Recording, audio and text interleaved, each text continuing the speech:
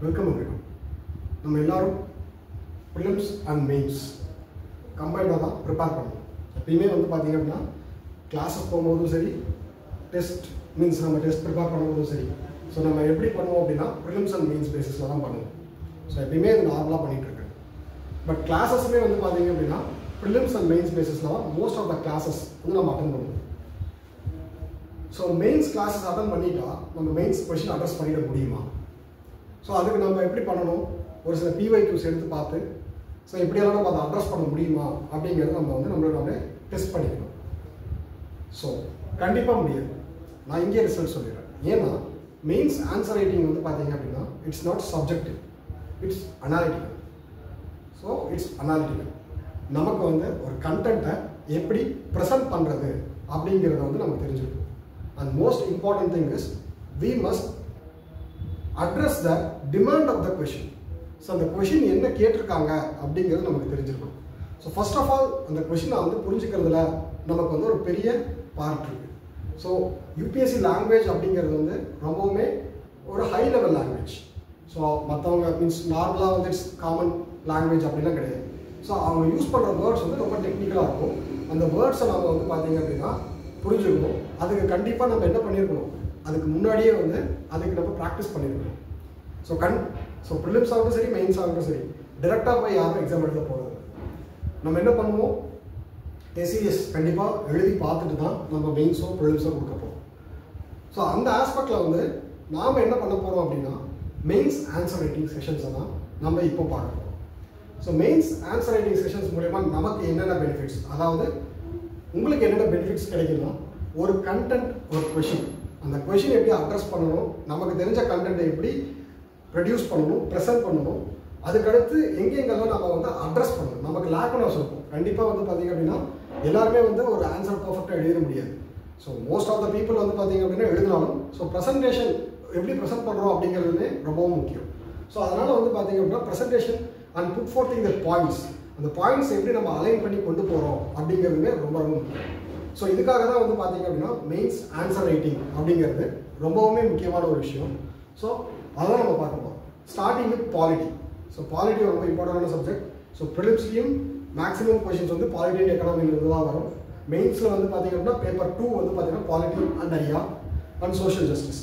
So நமக்கு வந்து polity வந்து பார்த்திங்க அப்படின்னா பேப்பர் 2ல் மட்டும் இல்லை, எக்கனாமிலையும் பேப்பர் 3லையும் நமக்கு பாலிட்டி யூஸ் பண்ணுவோம், பேப்பர் 4லையும் பாலிட்டி யூஸ் பண்ணுவோம். So polity is most important subject in our UPSC preparation. So அதனால தான் நம்ம ஃபர்ஸ்ட் வந்து பார்த்தீங்க அப்படின்னா பாலிட்டிலேருந்து ஸ்டார்ட் பண்ணோம். சரி, பாலிட்டியில் பேசிக்ஸ்லேருந்து ஸ்டார்ட் பண்ணலாம். ஸோ ரொம்ப முக்கியம் இல்லைங்களா, பேசிக்ஸ் வந்து ரொம்ப முக்கியம். ஸோ என்ன அப்படின்னா கொஷின் பாருங்கள், why fundamental rights protect Indian citizen against political hegemony, directive principle protect against economic hegemony. So நம்ம ஃபண்டமெண்டல் ரைட்ஸ்னால் என்ன, இஃப் யூ டோன்ட் மைண்ட், நம்ம முன்னாடியே தெரியும் அப்படிங்கிற ஒரு கான்செப்ட் தான் நாம பேசிகிட்டு இருக்கோம். ஸோ நம்ம டிஸ்கஷனே வந்து பார்த்தீங்க அப்படின்னா பேசிக்காக இருக்கிற ஃபண்டமெண்டல் ரைட்ஸ், ஃபண்டமெண்டல் டியூட்டிஸ் கண்டிப்பாக நமக்கு தெரிஞ்சிருக்கும். ஸோ அந்த ஃபண்டமெண்டல் ரைட்ஸ், ஃபண்டமெண்டல் டியூட்டிஸை பார்த்து தான் கொஷினே. எப்படி என்ன சொல்லியிருக்கிறாங்க, ஃபண்டமெண்டல் ரைட்ஸ் வந்து ஒரு சிட்டிசனை வந்து ப்ரொடெக்ட் பண்ணுது அகைன்ஸ்ட் என்னது, பொலிட்டிக்கல் ஹெஜ்மனி. பொலிட்டிக்கல் ஹெஜ்மனி மீன்ஸ் பொலிட்டிக்கல் டாமினன்ஸ்னு சொல்லலாம். பொலிட்டிக்கல் டாமினன்ஸ்க்கு அகைன்ஸ்டாக ஒரு சிட்டிசனை வந்து காப்பாற்றுறது வந்து என்னது, fundamental rights. Same fundamental directive principles என்ன பண்ணுது, எக்கனாமிக் ஹெஜ்மனிலிருந்து ஒருத்தரை வந்து ப்ரொடெக்ட் பண்ணுது. அதே சிட்டிசனை எக்கனாமிக் ஹெஜ்மனிலிருந்து ப்ரொடெக்ட் பண்ணுறது வந்து என்னது, டிரெக்டிவ் பிரின்சிபல்ஸ். ஸோ கொஷினில் இது சொல்லியிருக்காங்க. இதை நம்ம என்ன பண்ணணும் அப்படின்னா ஜஸ்டிஃபை பண்ணணும். ஸோ ஆர்டிகல்ஸை பேஸ் பண்ணி ஜஸ்டிஃபை பண்ணணும். ஸோ எப்பயுமே வந்து இன்ட்ரோடக்ஷன் அண்ட் கன்க்ளூஷன் வந்து ஒரு கொஷனுக்கு ரொம்ப ரொம்ப முக்கியமான ஒரு விஷயம். ரொம்ப சிம்பிளாகவும் கொண்டு போகலாம், ரொம்ப டெக்னிக்கலாகவும் கொண்டு போகலாம். ஸோ அது வந்து நம்மளோட பாயிண்ட் ஆஃப் வியூ தான் இருக்குது. ஸோ எதுக்கு எவ்வளோ மார்க்குங்கிறதுலாம் நமக்கு தெரியாது, எவாலுவேட் பண்ணுறவங்களுக்கு தான் தெரியும். பட் ப்ரெசன்டேஷன் அப்படிங்கிறது ரொம்ப சிம்பிளாக இருக்குது அப்படின்ற பட்சத்தில் நம்ம நிறைய யோசிக்க தேவையில்லை. ஸோ ஒரு ஃபண்டமெண்டல் டியூட்டிஸ் என்ன பண்ணுது அப்படிங்கிறத நம்ம வந்து என்ன பண்ணலாம், அவங்க ஆல்ரெடி சொல்லிட்டாங்க என்ன பண்ணுது, சிட்டிசனை ப்ரொடெக்ட் பண்ணுது, அது பொலிட்டிக்கல் ஹெஜ்மனிக்கு அகைன்ஸ்டாக சிட்டிசனை ப்ரொடெக்ட் பண்ணுது, எக்கனாமிக் ஹெஜ்மனிக்கு அகைன்ஸ்டாக சிட்டிசனை ப்ரொடெக்ட் பண்ணுது. ஸோ இதையே நம்ம வந்து என்ன பண்ணலாம், இன்ட்ரோடக்ஷனாக கொடுக்கலாம். எப்படி, Constitution is a document of balance, interest and ideology of different section of society. So India வந்து ஒரு diversified country. ஸோ அவங்க எல்லாத்தோட இன்ட்ரெஸ்ட்டையும் ப்ரொடெக்ட் பண்ணுறது வந்து பார்த்தீங்க அப்படின்னா என்ன, யார் கான்ஸ்டியூஷன் தான் ப்ரொடெக்ட் பண்ணுது. The constitution balance is also reflected in part 3 and part 4. நல்லா பாருங்க, constitutional balance is reflected in part 3 and part 4 of the Indian Constitution. Part 3 என்னது fundamental rights, part 4 என்னது DPSPs. So இது ரெண்டுமே வந்து என்ன பண்ணுது, பேலன்ஸ்டா இருக்கு. Part 3 deals with individual rights, which deals with the political hegemony, and part 4 deals with the collective welfare check on economic hegemony.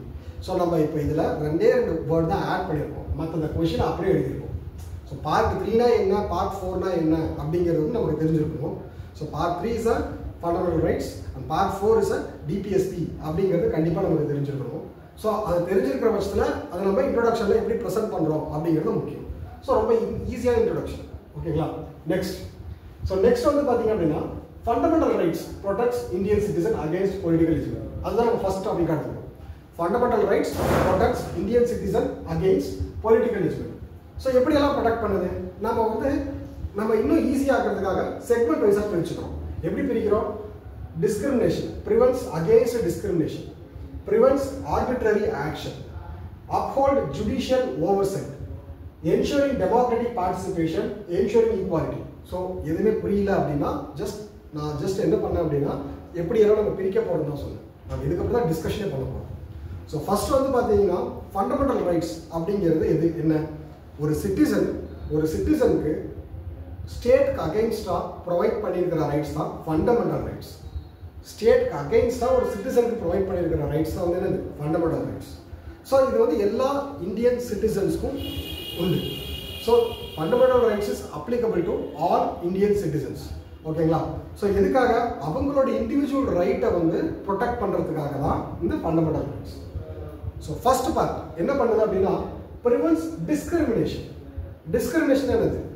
So ஒருத்தர் வந்து பார்த்தீங்க அப்படின்னா டிஸ்கிரிமினேட் பண்ணுறது என்னது, தாழ்த்தி பேசுறதோ இல்லை தாழ்த்தி வர வேண்டாம், இந்த இடத்துல வராதிங்க, இல்லை மீன்ஸ் உங்களை அலோவ் பண்ண மாட்டோம் அப்படின்னு சொல்லி டிஸ்கிரிமினேட் பண்ணுறது. ஸோ அவங்கள வந்து பார்த்தீங்க அப்படின்னா நம்ம சொசைட்டிலேருந்து தள்ளி வைக்கிறது. ஸோ ஃபர்ஸ்ட் அது என்ன பண்ணுது, அதை தான் அட்ரஸ் பண்ணுது. Article 15, 16 and 18. சரிங்களா? So article 15, 16 and 18. ஃபர்ஸ்ட் வந்து article 15. So prohibits discrimination by the state and individual. நல்லா பாருங்க, அதாவது ஒரு ஸ்டேட் ஒருத்தரை டிஸ்கிரிமினேட் பண்ணக்கூடாது, ஒரு இண்டிவிஜுவலை ஒரு ஸ்டேட்டுமே டிஸ்கிரிமினேட் பண்ணக்கூடாது. அதே பாயிண்ட் ஆஃப் வியூல ஒரு இண்டிவிஜுவல் இன்னொரு இண்டிவிஜுவலையும் என்ன பண்ணக்கூடாது, டிஸ்கிரிமினேட் பண்ணக்கூடாது. எப்படி? Based on religion, caste, race, sex and place of birth. Based on caste, religion, race, sex and place of birth. So ஒருத்தர் வந்து நீங்கள் இந்த மதத்தில் பிறந்துட்டீங்க இல்லை இந்த ஜாதியில் பிறந்துட்டீங்க அப்படின்னு சொல்லி அவங்கள என்ன பண்ணக்கூடாது, டிஸ்கிரிமினேட் பண்ணக்கூடாது. ஸோ பெஸ்ட் எக்ஸாம்பிள் என்ன சொல்லலாம்னா, கோயிலுக்குள்ள ஒரு குறிப்பிட்ட ஜாதியினர் வரக்கூடாது அப்படின்னு என்ன பண்ணியிருப்பாங்க, அது மாதிரி பண்ணக்கூடாது. அது மாதிரி சொன்னால் அது வந்து என்ன எதுக்கு அகேன்ஸ்டாக போகுது, ஃபண்டமெண்டல் ரைட்ஸ்க்கு அகேன்ஸ்டாக போகுது. ஸோ ஆர்டிகல் 15க்கு அகேன்ஸ்டாக போகுது. ஸோ ஃபர்ஸ்ட் ஆர்டிகல் 15 என்ன சொல்லுது, ஒருத்தரை வந்து பார்த்தீங்க அப்படின்னா டிஸ்கிரிமினேட் பண்ணக்கூடாது. எப்படி? அவரோட place, race, sex, place of birth, அதுக்கு அடுத்து வந்து பார்த்தீங்க அப்படின்னா ரிலீஜியன். ஸோ இது இந்த ஆஸ்பெக்ட்ல எல்லாத்தையுமே வந்து பார்த்தீங்கன்னா பேஸ் பண்ணி அவரை வந்து என்ன பண்ணக்கூடாது, டிஸ்கிரிமினேட் பண்ணக்கூடாது ஆர்டிகல் 15 சொல்லுது. ஸோ ஆர்டிகல் 16 என்ன சொல்றது, prohibits the discrimination by state in appointment to public officers. So ஆக்சுவலாக வந்து பார்த்தீங்கன்னா நீங்கள் இந்த கேட்டகரியை சேர்ந்தவங்க, அதனால உங்களுக்கு இந்த இடத்துல வேலை இல்லை அப்படின்னு சொல்லி எங்கேயுமே வந்து பண்ணக்கூடாது. அதாவது இது நம்ம எதோட கன்ஃபியூஸ் பண்ணிக்கக்கூடாது அப்படின்னா ரிசர்வேஷனோட கன்ஃபியூஸ் பண்ணிக்கக்கூடாது. ஸோ நம்ம ஃபர்ஸ்ட் இது நம்ம எப்படி பார்க்கணும் அப்படின்னா ஆர்டிகல் 16 என்ன சொல்லுது அப்படின்னா, பப்ளிக் ஆஃபீஸர்ஸில் ஒரு சிட்டிசனை நீங்கள் வந்து இந்த எம்ப்ளாய்மெண்ட்டுக்கு நீங்கள் தகுதி இல்லை அப்படின்னு சொல்லி ஒரு குறிப்பிட்ட மதத்தினரையோ ஜாதியினரையோ வந்து பார்த்தீங்க அப்படின்னா இல்லை குறிப்பிட்ட ரேஸ், செக்ஸ், ஸோ ஆர்எல்ஸ், பிளேஸ் ஆஃப் பர்த் அதை மையமாக வச்சோ அவங்களை என்ன பண்ணக்கூடாது, டிஸ்கிரிமினேட் பண்ணக்கூடாது, உங்களுக்கு இந்த ஆப்பர்ச்சுனிட்டி கிடையாது அப்படின்னு சொல்லக்கூடாது. ஸோ அதுதான் வந்து பார்த்தீங்கன்னா article 16. So article 18 prohibit the state from creating a special class of citizen using titles and orders. So நமக்கு எல்லாருக்குமே தெரிஞ்ச ஒரு விஷயம் தான். ஸோ ஆக்சுவலாக வந்து பார்த்தீங்க அப்படின்னா மகாராஜா, ராஜா இந்த மாதிரி டைட்டில்ஸ் எல்லாம் யூஸ் பண்ணக்கூடாது. ஆக்சுவலாக வந்து பார்த்தீங்கன்னா பத்மபூஷன் அப்படிங்கிற டைட்டில் யூஸ் பண்ணக்கூடாது. அதாவது ஆர்டிகல் 18 என்ன சொல்லுது அப்படின்னா, எல்லாருமே ஈக்குவல். நீ ஒரு டைட்டில் யூஸ் பண்ணுறது மூலயமா நீ மேலே மற்றவங்க கீழே அப்படின்னு அப்படின்னு வரக்கூடாது. ஸோ அந்த மாதிரி ஒரு சுச்சுவேஷன் வந்து வந்துடக்கூடாது அப்படின்னு வந்து என்ன சொல்லுது, ஆர்டிகல் 18 வந்து சொல்லுது. சரிங்களா? ஸோ இதை நம்ம எதோட கன்ஃபியூஸ் பண்ணிக்கக்கூடாது அப்படின்னா, நம்ம படிக்கிற பட்டம், அதாவது வந்து பார்த்தீங்கன்னா இப்போ for example BE bachelor of engineering, so அதற்கு டாக்டரேட் பட்டம் கொடுத்துருப்பாங்க. ஸோ அதெல்லாம் வந்து பார்த்தீங்க அப்படின்னா இந்த கேட்டகரியில் வராது. ஸோ என்ன சொல்ல வராங்க அப்படின்னா, ஒரு டைட்டில் கொடுக்கறது மூலயமா அந்த டைட்டில் வந்து பார்த்தீங்கன்னா எஜுகேஷ்னலாக அக்வயர் பண்ணியிருக்காங்க, இல்லை ஹானரரியாக அக்வயர் பண்ணியிருக்காங்க அப்படின்னா அது வந்து பிரச்சனை இல்லை. சரிங்களா? அது வந்து இதோட கான்ஃப்ளிக்டில் வராது. சரிங்களா? ஸோ நம்ம என்ன பண்ணோம் அப்படின்னா, ஃபர்ஸ்ட் டிஸ்கிரிமினேஷன் வந்து ப்ரிவென்ட் பண்ணுது. எந்தெந்த ஆர்டிகல் மூலமா, ஆர்டிகல் 15, 16, 18 மூலமா டிஸ்கிரிமினேஷன் வந்து ப்ரிவென்ட் பண்ணுது. ஸோ மூணுத்தையுமே நம்ம போய் எக்ஸ்பிளைன் பண்ணிக்கலாம். Prevent arbitrary action. யார் அந்த ஆர்பிட்ரரி ஆக்ஷன் என்னது? ஸ்டேட்டே வந்து பார்த்தீங்க அப்படின்னா அவங்களே வந்து எந்த ஒரு ரீசனுமே இல்லாமல் ஏதாவது ஒரு ஆக்ஷன் வந்து சிட்டிசன் மேலே வந்து செய்யுது. ஸோ ஃபார் எக்ஸாம்பிள் வந்து பார்த்தீங்க அப்படின்னா கூட்டம் கூட்டினாங்க மீன்ஸ் ஏதாவது ஒரு இடத்துல கூட்டம் கூடுறாங்க, போராட்டம் பண்ணுறாங்க அப்படின்னா ஸ்டேட் வந்து என்ன பண்ணுவாங்க, அவங்கள வந்து கூட்டம் கூடக்கூடாது இல்லை போராட்டம் பண்ணக்கூடாதுன்னு அவங்க வந்து தடுக்க முடியாது. அதனால தான் ப்ரிவென்ட் பண்ணுது. ஆர்பிட்ரரியாக எந்த ஒரு ரீசனும் இல்லாமல் அவங்க மேலே வந்து ஆக்ஷன்ஸ் எடுக்கக்கூடாது. சார் ஆக்சுவலாக வந்து பார்த்தீங்கன்னா the right to equality and protect against exploitation, preventing the state from enacting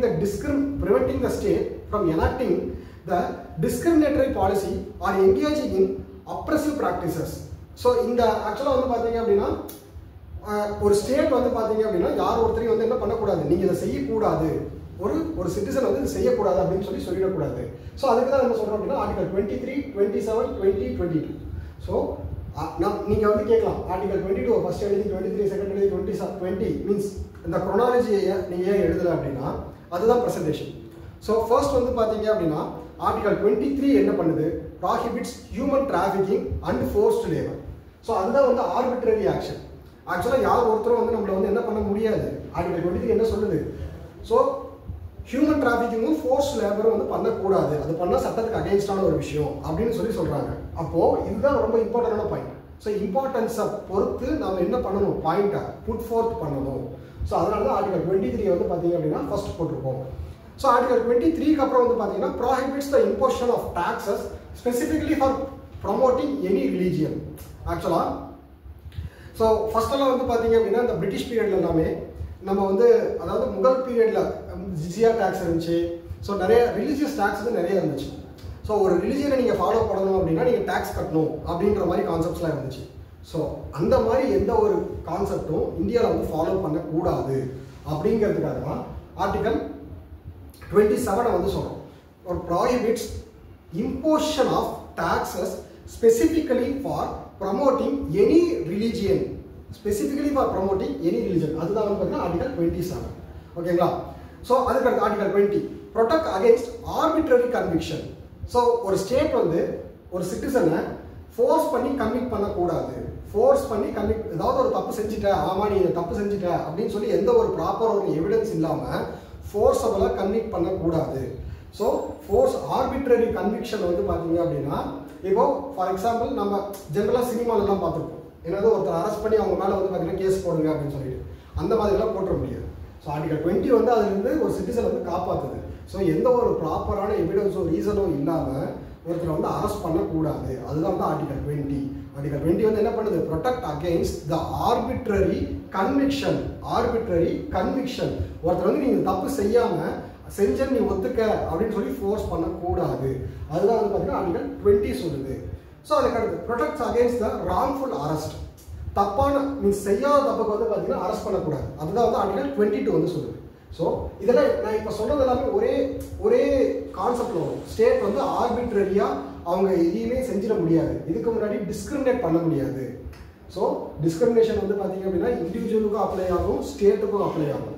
ஏன்னா ஒரு தனி மனிதனா நானும் வேற ஒருத்தரை வந்து ஏதோ ஒரு மதத்தின் பெயரையோ ஜாதியின் பெயரையோ சொல்லி அவரை புண்படுத்தக்கூடாது. ஒரு ஸ்டேட் ஒரு கவர்மெண்ட்டுமே தனி மனிதனா வந்து பார்த்தீங்க அப்படின்னா ஒரு மதத்தின் பெயரையோ ஒரு இனத்தின் பெயரையோ இல்லை ஏதோ ஒரு particular religion, race, caste, sex, so இந்த மாதிரி எந்த ஒரு பர்டிகுலாரிட்டிஸ் வச்சோ ஒருத்தரை டிஸ்கிரிமினேட் பண்ணக்கூடாது அப்படிங்கிறது தான் ப்ரிவென்ஷன் ஆஃப் டிஸ்கிரிமினேஷன். எல்லாத்துக்குமே பப்ளிக் எம்ப்ளாய்மெண்ட் அவைலபிளாக இருக்கணும். நம்ம எல்லாருமே TNPSC, UPSC exams, SSC exams எல்லாத்துக்குமே நம்ம அப்ளை பண்ணுறோமா? எல்லா எக்ஸாமுக்கும் நம்ம வந்து அப்ளை பண்ணுறோமோ? ஸோ யாராவது வந்து அப்ளை பண்ணக்கூடாது அப்படின்னு சொல்கிறாங்களா? ஒரு பர்டிகுலர் ஒரு குவாலிஃபிகேஷன்ஸோட இருந்தால் நம்ம என்ன பண்ணலாம், அதுக்கு அப்ளை பண்ணலாமா? எல்லாருமே ஓப்பன் டு ஆளுன்னு சொல்கிறாங்க. ஸோ யாராலும் பண்ணக்கூடாதுன்னு யாராவது சொல்கிறாங்களா? நீங்கள் வந்து எதோட கன்ஃபியூஸ் பண்ணிக்கக்கூடாது அப்படின்னா ஏஜ் லிமிட்டோ இல்லை ஸ்டடீஸை வச்சு கன்ஃபியூஸ் பண்ணிக்கூடாது. டெக்னிக்கல் ஜாப்ஸ்க்கு டெக்னிக்கல் குவாலிஃபிகேஷன், ஜென்ரல் ஜாப்ஸ்க்கு ஜென்ரல் குவாலிஃபிகேஷன். ஏஜ் லிமிட் வந்து பார்த்தீங்க அப்படின்னா அதுவுமே வந்து ரொம்ப வாஸ்டாக தான் இருக்கும். ஏஜ் லிமிட்டுமே வந்து பார்த்தீங்க அப்படின்னா பிரிட்டிஷ் பீரியட் இருந்த மாதிரி 21, 19 அப்படின்லாம் இருக்காது. ஸோ என்ன சொல்ல வராங்க அப்படின்னா, ஸோ ஒரு ஸ்டேட் வந்து பார்த்தீங்க அப்படின்னா ஆர்பிட்ரரியாக ஆக்ஷன் எடுக்க முடியாத மாதிரி ஆர்டிகல் 23, 27, 20, 22 இதெல்லாம் நம்மளை வந்து காப்பாற்றுது அப்படின்னு சொல்ல வரோம். இது எல்லாத்தையுமே நம்ம மென்ஷன் பண்ணணும். நம்ம வந்து ஜஸ்ட் வந்து ஆர்டிகல் 23, 27, 22, 20லாம் எழுதிடக்கூடாது. ஆர்டிகல் 23 என்ன பண்ணுது, ஆர்டிகல் 27 என்ன பண்ணுது, ஆர்டிகல் 23 என்ன பண்ணுது. ஸோ ஃபர்ஸ்ட் வந்து பார்த்தீங்க அப்படின்னா ஆர்டிகல் 23 வந்து ஹியூமன் டிராஃபிக்கிங்கையும் ஃபோர்ஸ் லேபரையும் ப்ராஹிபிட் பண்ணுதுங்கிறத நம்ம எழுதி தான் ஆகணும். அடுத்து upholding judicial over rights. So இதுதான் வந்து பார்த்தீங்க அப்படின்னா ஆர்டிகல் 32. ஆர்டிகல் 32 வந்து யூபிஎஸ்சிலேயே அதிக டைம் கேட்ட ஒரு ஆர்டிகல். ஓகேங்களா? ஸோ அது ஏன் நீங்கள் போய் தேடி பாருங்கள். ப்ரிலிம்ஸ்லையும் சரி, எஸ்எஸ்சி, யூபிஎஸ்சி, டிஎன்பிஎஸ்சிஸ் இது எல்லாத்துலேயுமே ஆர்டிகல் 32 பற்றி கண்டிப்பாக கொஷின் வந்துருக்கும். 3 years 4 years ஒன்ஸாவது கொஷின் வந்துருக்கும் ப்ரிலிம்ஸில். ஸோ ஏன் அப்படின்னு நீங்கள் போய் எடுத்து பாருங்கள். ஓகேங்களா? ஸோ ஏன்னா ஸோ அந்த அசைன்மெண்ட் வந்து நீங்கள் வச்சுக்கோங்க. ஸோ இங்கே நம்ம என்ன பண்ணுறோம் அப்படின்னா ஜுடிஷியல் ஓவர் ரைட். என்னோட ஃபண்டமெண்டல் ரைட்ஸ் பாதிக்கப்பட்டால், அதாவது இதுக்கு முன்னாடி நான் சொன்ன ஃபண்டமெண்டல் ரைட்ஸ் எல்லாம் பாதிக்கப்பட்டால் நான் டிரெக்டாக எங்கே போகலாம், சுப்ரீம் கோர்ட்டுக்கு போகலாம். டிரெக்டாக நான் என்ன பண்ணலாம் அப்படின்னா சுப்ரீம் கோர்ட்டுக்கு போகலாம். ஸோ ஆக்சுவலாக என்னோட ஃபண்டமெண்டல் ரைட்ஸ் வந்து பாதிக்கப்பட்டால் நான் வந்து டிரெக்டாக சுப்ரீம் கோர்ட்டுக்கு போகலாம்னு சொல்கிறது வந்து ஆர்டிகல் 32. சரிங்களா? ஸோ அதுக்கடுத்து என்ஷூரிங் த டெமோக்ராட்டிக் பார்ட்டிசிபேஷன். ஸோ என்ஷூரிங் த டெமோக்ராட்டிக் பார்ட்டிசிபேஷன் அப்படின்னு சொல்லி பார்க்கும்பொழுது ஆர்டிகல் 19. ஸோ ஆர்டிகல் 19ங்கிறது நமக்கு ரொம்ப ஃபேமஸாக தெரிஞ்ச ஒரு விஷயம். என்னது? Freedom of right to speech, expression. So அதுக்கடுத்து என்னது? Forming association. ஸோ அதுக்கடுத்து என்னது? Speech, freedom of speech and expression. அதுக்கடுத்து வந்து பார்த்தீங்கன்னா freedom of movement, freedom of forming association. இந்த மாதிரி வந்து பார்த்தீங்கன்னா ஆர்டிகல் 19 வந்து பார்த்தீங்கன்னா நமக்கு என்ன பண்ணுது? Democratic participation. டெமோக்ராட்டிக் பார்ட்டிசிபேஷன் மக்கள் ஆர்டிகல் 19 வந்து எல்லாருக்குமே வந்து அப்ளிகபிள். ஃபண்டமெண்டல் ரைட்ஸ் எல்லாருக்குமே அப்ளிகபிள் தான். ஸோ அதில் ஆர்டிகல் 19 வந்து அதோட ஸ்பெஷாலிட்டி என்னது? நம்மளோட ஃபீலிங்ஸை வந்து எக்ஸ்பிரஸ் பண்ணுறதுக்கு வந்து ஃப்ரீடம் கொடுக்குது. நம்மளோட ஃபீலிங்ஸை வந்து பார்த்தீங்க அப்படின்னா எக்ஸ்பிரஸ் பண்ணுறதுக்கு வந்து நமக்கு ஃப்ரீடம் கொடுக்குது. ஸோ அதனால தான் வந்து பார்த்தீங்கன்னா ஆர்டிகல் 19 வந்து ரொம்ப ரொம்ப முக்கியமான ஆர்டிகல். ஸோ நம்மளோட மக்களோட பார்ட்டிசிபேஷன் வந்து இங்கே இருக்குது. அதனால தான் அது என்ன சொல்கிறோம் அப்படின்னா டெமோக்ராட்டிக் பார்ட்டிசிபேஷன் அப்படின்னு சொல்லி சொல்கிறோம். ஸோ ஒருத்தரோட ஒப்பீனியனை வந்து பார்த்தீங்கன்னா எக்ஸ்பிரஸ் பண்ணுறது மூலயமா அவரோட வியூஸை வந்து எக்ஸ்பிரஸ் பண்ணலாம். ஸோ அவருக்கு வந்து பார்த்தீங்கன்னா அதாவது ஸ்பீச் மூலயமா அவர் வந்து பார்த்தீங்கன்னா மக்களை கேதர் பண்ணலாம். கேதர் பண்ணி அசோசியேஷன் ஃபார்ம் பண்ணலாம். அசோசியேஷன் ஃபார்ம் பண்ணி அவரோட ரெப்ரஸன்டேஷன் வந்து எங்கே கொடுக்கலாம்? பார்லிமெண்ட்லேயோ ஆர்எல்ஸ் மீன்ஸ் ஸ்டேட் லெஜிஸ்லேச்சர்லேயோ கொடுக்கலாம். உங்களுக்கு புரிஞ்சிருக்கும். இப்போ ஆர்டிகல் 19 வந்து எதுக்கு பேஸ்மெண்ட்? எல்லா பொலிட்டிக்கல் பார்ட்டிஸும் ஃபார்ம் ஆகிறதுக்கு ஒரு பேசிக்கான ஆர்டிகல் என்னது? ஆர்டிகல் 19. ஆர்டிகல் 19 இல்லை அப்படின்னா ஒரு காமன் மேனால கட்சி ஆரம்பிக்க முடியாது. ஏன்னா அவங்க அசோசியேஷன் ஃபார்ம் பண்ணணும், மக்களை கூட்டணும், மக்களை கூட்டுறது மூலியமா அவர் பேசணும், பேசுறதுக்கு அவருக்கு ஃப்ரீடம் கிடைக்கணும். ஸோ ரைட் டு ஸ்பீச் வந்து பார்த்தீங்கன்னா அந்த அளவுக்கு வந்து சாதாரணமான ரைட்ஸ் கிடையாது. ஸோ ஃபர்ஸ்ட் வந்து பார்த்தீங்க அப்படின்னா ஃபர்ஸ்ட் வந்து ஸ்பீச்சு, அதுக்கடுத்து அசம்பிளி. பேசுறது மூலயமா அவர் என்ன பண்றாரு? அசம்பிளியை கூட்டுறாரு, மீன்ஸ் மக்களை வந்து கூட்டுறாரு. அது மூலயமா என்ன பண்றாரு? அசோசியேஷனை கிரியேட் பண்றாரு. அசோசியேஷனை கிரியேட் பண்றது மூலமா அது என்னவா கன்வெர்ட் பண்றாரு? பொலிட்டிக்கல் பார்ட்டியை வந்து கன்வெர்ட் பண்றாரு. ஒரு ஆக்சுவலா ஆர்டிகல் 19ஓட ஸ்ட்ரைக்கிங் ஃபீச்சரே வந்து இதுதான். ஓகேங்களா? ஸோ அதுக்கடுத்து ensuring equality. So ensuring equality அப்படின்னு சொல்லி பார்க்கும்போது ஆக்சுவலாக இந்த இடத்துல ஒரு வார்த்தை வந்து ரொம்பவே முக்கியம். Provides that likes are treated alike and unlikes are treated alike. அதாவது நம்ம எல்லாத்தையுமே ஈக்குவல்னு சொல்றோம். ஸோ யாரையுமே வந்து டிஸ்கிரிமினேட் பண்ணக்கூடாது. ஸோ அதாவது வந்து பார்த்தீங்க அப்படின்னா அப்போ அந்த கான்செப்ட் எடுத்துக்கிட்டோம் அப்படின்னா இப்போ ஃபார் எக்ஸாம்பிள் ஒரு ஊனமுற்றோர். ஸோ ஊனமுற்றோருக்கு வந்து பார்த்தீங்க அப்படின்னா நீங்கள் 100 மீட்டர் ரேஸில் ஓடுங்க அப்படின்னு சொல்லுவோமா? கிடையாது. அதுக்குன்னு தனியாக பேரலிம்பிக்ஸ் இருக்கா? ஜென்ரலாக வந்து பார்த்தீங்கன்னா ஒலிம்பிக்ஸில் வந்து நார்மல் பீப்புள் வந்து பார்த்தீங்க அப்படின்னா பார்ட்டிசிபேட் பண்ணுவாங்க. பேரலிம்பிக்ஸில் வந்து பார்த்தீங்கன்னா பேரலிம்பிக்ஸில் வந்து பார்த்தீங்க அப்படின்னா டிசேபிள் பீப்புள்ஸ் வந்து பார்த்தீங்க அப்படின்னா மாற்றுத்திறனாளிகள் வந்து பார்த்தீங்க அப்படின்னா பார்ட்டிசிபேட் பண்ணுவாங்க. சரிங்களா? அப்போ இது ஒரு எக்ஸாம்பிள். இது இந்தியாவில் கிடையாது. நான் என்ன சொல்றேன்னா ஒரு எக்ஸாம்பிளுக்காக சொல்றேன். அப்போ ஈக்குவலா ட்ரீட் பண்ற யாரெல்லாம் வந்து பாத்தீங்க அப்படின்னா நார்மல் பீப்புளாக இருக்காங்களோ அவங்கள வந்து என்ன பண்ணுறாங்க, நார்மல் ஒலிம்பிக்ஸில் வந்து பார்ட்டிசிபேட் பண்ணுங்க. ஸோ டிசேபிள்டு பீப்புளுக்குன்னு வந்து பார்த்தீங்கன்னா அந்த கேட்டகரிஸ்க்குன்னு வந்து பார்த்தீங்கன்னா அவங்களுக்கும் தனியாக ஒரு ஸ்பெசிஃபிகேஷன்ஸ், அவங்களுக்கும் தனியாக ஒரு காம்படிஷன்ஸ் இருக்குது. அதுதான் வந்து பார்த்தீங்க அப்படின்னு என்ன சொல்கிறாங்க, provided that likes are treated alike and unlikes are not treated as alike. நீங்கள் வந்து டிஸ்கிரிமினேட் பண்ணுறதில்ல அப்படின்னு சொல்கிறாங்க. ஸோ ஆக்சுவலாக நம்ம இந்த இடத்துல வந்து என்ன ஆக்சுவலாக இந்த ஆர்டிகல் 15-16 என்ன சொல்ல வருவாங்க அப்படின்னா பாசிட்டிவ் டிஸ்கிரிமினேஷன் ஒரு கான்செப்ட் சொல்லுவாங்க. ஸோ அந்த பாசிட்டிவ் டிஸ்கிரிமினேஷனுங்கிறது என்னது அப்படின்னா, ஸோ அந்த மார்ஜினலைஸ்டு செக்ஷன், அதாவது womens and depressed class and STs, so இவங்க எல்லாத்துக்குமே வந்து பார்த்தீங்க அப்படின்னா ரிசர்வேஷன் கொடுக்குறது, இது எல்லாமே வந்து ஆர்டிகல் 15 வந்து பார்த்தீங்க அப்படின்னா என்ன பண்ணியிருப்பாங்க, ஜஸ்டிஃபை பண்ணியிருப்பாங்க. சரிங்களா? ஸோ மைனாரிட்டிஸ் வந்து பார்த்தீங்க அப்படின்னா பாதுகாக்கிறது. ஸோ அந்த மாதிரி விஷயம் எல்லாமே வந்து பார்த்தீங்கன்னா நம்ம என்ன பண்ணுறோம், அந்த மாதிரிலாம் பண்ணுறது மூலமா நம்ம என்ன பண்ணுறோம், ஈக்குவாலிட்டியை வந்து என்ஷோர் பண்ணுறோம். சரிங்களா? ஸோ இதுதான் வந்து ஃபண்டமெண்டல் ரைட்ஸ். ஃபண்டமெண்டல் ரைட்ஸ் வந்து பார்த்தீங்கன்னா ஒரு பொலிட்டிக்கல் ஹெஜ்மனிக்கு அகேன்ஸ்டாக டூலாக எப்படி பயன்படுது அப்படிங்கிறத நம்ம சொல்லிட்டோம். இது வந்து ரொம்ப ஸ்டாட்டிக்கான ஒரு கொஷின். ஸோ எல்லா கொஷினும் இப்படி இருந்துடாது. ஃபஸ்ட்டு வந்து பார்த்தீங்க அப்படின்னா நம்ம ஏன் ஃபஸ்ட்டு வந்து புக்கிஷ்லேருந்து ஆரம்பிக்கிறோன்னா நமக்கு ஸ்டாட்டிக் நாலேஜும் வேணும், அதே மாதிரி அனலிட்டிக்கல் நாலேஜும் வேணும். பட் இந்த கொஷின் கம்ப்ளீட்டாக என்னது ஸ்டாட்டிக் பேஸ்டாக தான் இருக்குது. ஸோ அதனால் நம்ம பயப்பட வேண்டாம். கண்டிப்பாக இந்த மாதிரி கொஷினும் வரும், அனலிட்டிக்கல் கொஷினும் வரும். ஸோ இந்த மாதிரி கொஷினும் தான் நம்ம இப்படி தான் அட்ரஸ் பண்ணி ஆகணும். ஆர்எல்ஸ் நாம் ரொம்ப ஜென்ரிக்காக அட்ரஸ் பண்ணலாம். ஆர்டிகல் 14லேருந்து ஆர்டிகல் 13லேருந்து ஆரம்பிச்சு 13, 14, 15, 16, 17, 18, 19, 20, 21, 22 என்ன பண்ணுதுன்னு சொல்லிட்டாலே முடிஞ்சது அவ்வளோதான்.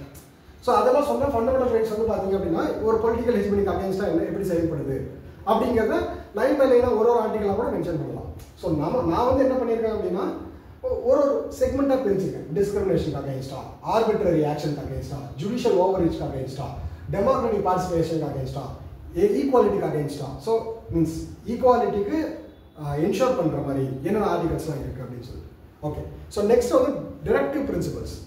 ஸோ டிரெக்டிவ் பிரின்சிபல்ஸ் வந்து எதுக்காக வந்துச்சு, ஆக்சுவலாக சொசைட்டியில் எல்லாரையும் ஈக்குவலாக ட்ரீட் பண்ணணும் அப்படின்னு சோஷியல் அண்ட் எக்கனாமிக்கல் டெமோக்ரஸியை வந்து பார்த்தீங்க அப்படின்னா வித்ஸ்டாண்ட் பண்ணுறதுக்காக. நல்லா பாருங்கள், guidelines for the state, guidelines DPSP என்ன கொடுக்குது, guidelines for the state to achieve economical democracy and social democracy. Social democracy and economical democracy, ஒரு அடித்தட்டு மக்களையும் முன்னேற்றணும், அவங்கள வந்து எக்கனாமிக்கலாகவும் வந்து என்ன பண்ணணும், சோஷியலாகவும் முன்னேற்றணும், எக்கனாமிக்கலாகவும் முன்னேற்றணும். ஸோ அந்த மாதிரி ஒரு கான்செப்டில் தான் டிபிஎஸ்பிஸ் வந்து வந்தது. ஸோ அதில் தான் ஃபஸ்ட்டு நம்ம என்ன சொல்கிறோம் அப்படின்னா minimising the economical disparity. Directive principles protect against the economic hegemony. Economic ஹெஜ்மனிக்கு அகேன்ஸ்டாக டைரக்டிவ் பிரின்சிபல்ஸ் வந்து நமக்கு வந்து ப்ரொடெக்ட் பண்ணுதுங்கிறத சொல்லிட்டோம்.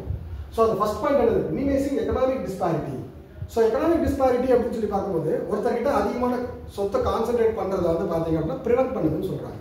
ஸோ ஆர்டிகல் 38 என்ன சொல்லுது அப்படின்னா direction to ensure economic justice. So direction to ensure economic justice in the social order and minimising the inequality of income. பாருங்க, ஸோ சோஷியல் ஆர்டரை வந்து முன்னிறுத்துறதுக்காக நம்ம வந்து என்ன பண்ணணும் அப்படின்னா டிரெக்ஷன், கவர்மெண்ட் வந்து டிரெக்ஷன் கொடுக்குது. அதே மாதிரி எக்கனாமிக்கல் இன்இக்வாலிட்டி வந்து ரெடியூஸ் பண்ணணும், எக்கனாமிக்கல் இன்இக்வாலிட்டி வந்து ரெடியூஸ் பண்ணணும்.